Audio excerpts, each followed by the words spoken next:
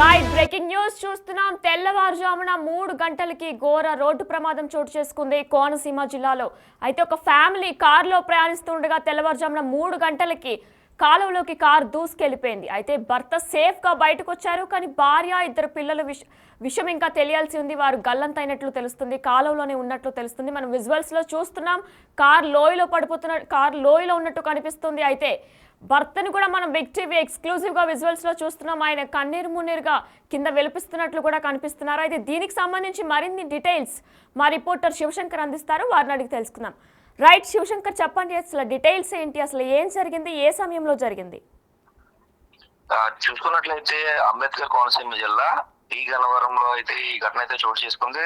తెల్లవారుజామున 3 గంటల సమయంలో ఈ ఘటన ఈ కారు దూసుకెళ్లిన ఘటన అయితే చోటు చేసుకుందని అయితే స్థానికులు చెప్తున్న పరిస్థితి కనిపిస్తుంది. అదైతే ఒకే కుటుంబానికి చెందిన మొత్తం నలుగురు కూడా విహారయాత్రకి వెళ్లి తిరిగి వస్తున్న సమయంలో ఈ ఘోర రోడ్డు ప్రమాదం అయితే చోటు చేసుకుందని చెప్పుకోవాలి. పోతవరం గ్రామానికి చెందిన నెలపూడి విజయ్ కుమార్ తన కుటుంబంతో కలిసి విహారయాత్రకి వెళ్లి విశాఖపట్నం అరకు వెళ్లి తిరిగి వస్తుండగా ఈ ఘటన అయితే చోటు చేసుకుంది.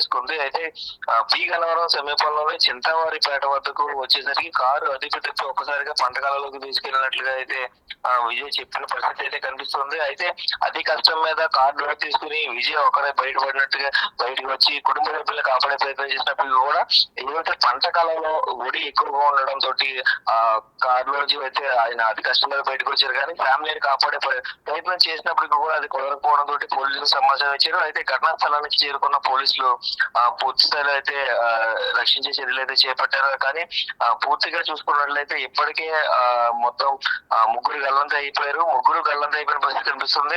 గల్లంతైన వారు నెలపూడి ఉమా, నెలపూడి మనోజ్, నెలపూడి రిషి. అయితే భార్య డ్రైవింగ్ చేస్తున్నట్లుగా కూడా ప్రాథమికంగా సమాచారం అయితే అందుతుంది.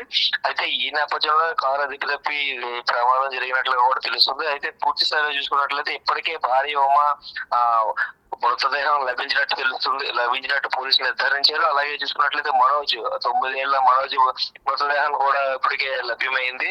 అయితే ఇంకా 5 ఏళ్ల బాలుడు ఎవరైతే ఉన్నారో రిషి, అతని మృతదేహం కానీ ఆచూకీ కానీ ఇంకా తెలియలేదు. ఇప్పటికే భర్త విజయ్ అయితే దీనికి కన్నీరు మున్నీరు అవుతున్న పరిస్థితి కనిపిస్తుంది. ఎందుకంటే ఒక విహారయాత్రకి వెళ్లి కుటుంబంతో ఆనందంగా గడిపి తిరిగి వచ్చిన తర్వాత ఇలాంటి ఒక ప్రమాదం జరిగి భార్య కుమారుడు కూడా చనిపోవడం చాలా అమానుష ఘటనగానే చెప్పుకోవాలి. ఎందుకంటే తన కళ్ళ ముందే తన కుటుంబం కాలంలోకి వెళ్ళిపోతున్నా కూడా ఏమీ చేయలేకుండా నిస్సహాయ స్థితిలో అతను ఏం చేయాలో దిక్కుదోసిన పరిస్థితిలో ఉండిపోయిన పరిస్థితి కనిపిస్తుంది. అయితే కన్నీరు మున్నీరవుతున్న పరిస్థితి కనిపిస్తుంది. విజయ్ కూడా పూర్తి స్థాయిలో చూసుకున్నట్లయితే ఒకే కుటుంబంలో ఇలా ఇద్దరు చనిపోవడం, ఇంకొక బాబు కనిపించకపోవడం అనేది అయితే తీవ్ర విషాదాన్ని ఆ కుటుంబంలోకి నెట్టిస్తుంది. ఆ కుటుంబాన్ని తీవ్ర విషాదంలోకి నెట్టిస్తుందనే చెప్పుకోవాలి.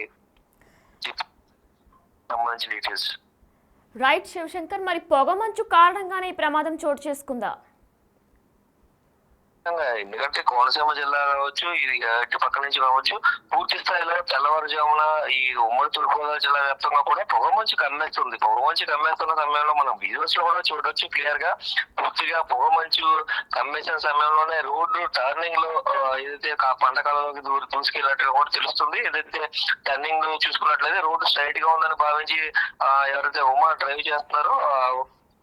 డ్రైవ్ చేస్తున్న సమయంలో తాను కంట్రోల్ తప్పుకుని డైరెక్ట్ గా టర్న్ చేయకుండా డైరెక్ట్ గా కాలంలోకి దూసుకెళ్ళినట్లుగా కూడా అయితే తెలుస్తుంది. అయితే పంటకాలంలో ఒడి ఎక్కువగా ఉండడం, అంటే ఈ వాటర్ ఫ్లోటింగ్ ఎక్కువగా ఉండడం వల్ల ఇంకా అతి కష్టం మీద తన కారు డోర్ తీసుకుని కారు డోర్ నుంచి బయటకు వచ్చినట్టుగా కూడా విజయ్ చెప్తున్నారు. అయితే బయటకు వచ్చి వాళ్ళని లాగేందుకు కానీ లేదంటే ఎవరినైనా సహాయం అడిగేందుకు కానీ ప్రయత్నించారు. కానీ తెల్లవారుజామున 3 గంటల సమయంలో ఎవరు రోడ్డుపై తిరగరు సహజంగా ఆ ఏరియాలో.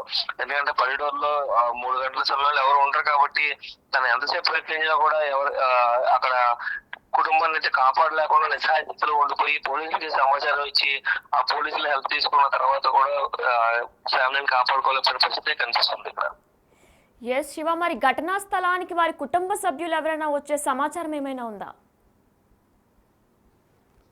విజయ్ ప్రస్తుతానికి అయితే భర్త విజయ్ మొత్తం అందరికీ కూడా కుటుంబ సభ్యులకు సమాచారం ఇచ్చారు. వారు కూడా చేరుకుంటున్న పరిస్థితి కనిపిస్తుంది. అయితే పూర్తిగా చూసుకున్నట్లయితే వారి కుటుంబ సభ్యులు చేరుకుని కన్నీరు మున్నీరు అవుతున్న పరిస్థితి కనిపిస్తుంది. ఎందుకంటే విహారయాత్రకి ఎంతో ఆనందంగా వెళ్లి తిరిగి వచ్చే సమయంలో ఇలాంటి జరగడం, అది కూడా చాలా చిన్న ఏజ్ లో ఉన్న పిల్లలిద్దరు కూడా 9 years 5 years.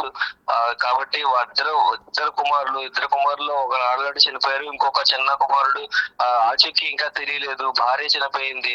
ఇంకా పూర్తి స్థాయిలో ఆ కుటుంబం మొత్తం శోకసంద్రంలో మునిగిపోయిందనే చెప్పుకోవాలి. ఎస్ శివశంకర్, మరి భార్య ఇంకా పెద్ద కొడుకుని ఇద్దరిని కూడా బయటకు తీసేశారా? నిర్ధారించారా పోలీసులు బయటికి వాళ్ళని తీసుకొచ్చామని చెప్పేసి?